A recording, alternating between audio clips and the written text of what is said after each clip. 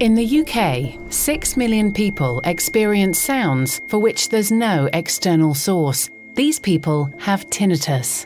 The symptoms of tinnitus are often described as ringing, buzzing, or whistling sounds that are perceived within the ears or the head. However, it's not the ear that's responsible. Instead, the causes for tinnitus can be found in the brain. The brain is made up of a huge number of active nerve areas which all have different roles. Sound information is processed via a very specific brain area known as the auditory cortex. The auditory cortex is divided up into areas that are responsible for processing different pitches, in a similar way in which keys would be arranged on a piano.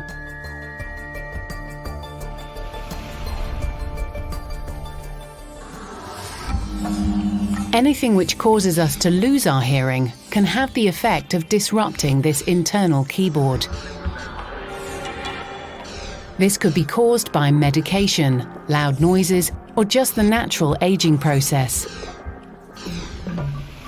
Due to this disruption, there's a reduction of activity in the keyboard areas affected by hearing loss, and the nerves that make up the area can start to fire spontaneously. This is called neural synchronization.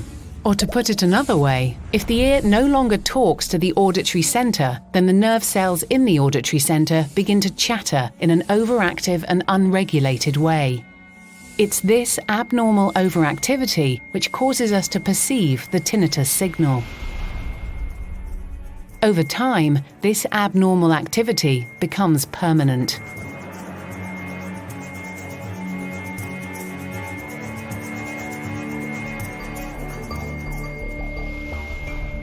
Modern imaging procedures enable us to see evidence of the abnormal neural synchrony within the auditory part of the brain.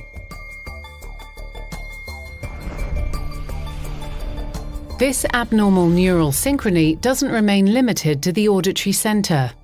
Brainwave measurements have shown that brain areas regulating attention, emotions, and stress are also affected. The faulty signals in all these areas together allow the tinnitus tone to invade into our consciousness. This interaction of brain areas influences the individual level of distress and anxiety experienced by each person, as well as the perceived volume and invasiveness of the tinnitus.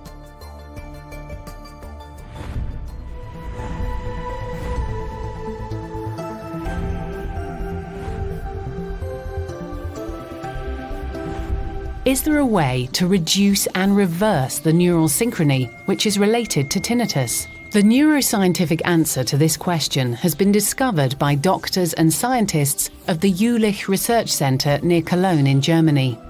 It's called Acoustic Coordinated Reset CR Neuromodulation.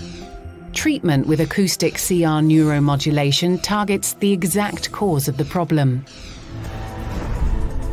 This innovative treatment is designed to reduce hyperactivity in the specific regions of the brain that are responsible for generating the tinnitus sound. Acoustic CR neuromodulation uses a complex mathematical algorithm to create a personalized sound prescription for each patient. The series of tones created are transmitted to the nerve cells in the brain of the patient in such a way that the cell's abnormal synchrony is disrupted and hyperactivity is reduced. In acoustic CR neuromodulation, the synchronous nerve cell network is first stimulated actively from the outside by single tones that are spatially and temporally staggered. These force the nerve cells into subgroups, each with its own new rhythm. 4 tones are used to deliver this gentle, targeted stimulation to the hearing center of the brain. There are short pauses between the stimulation signals in order to remodel the nerve network. If repeated regularly and often enough, these stimulation signals will reduce the hyperactivity to such an extent that the abnormal neural synchrony will be permanently reversed.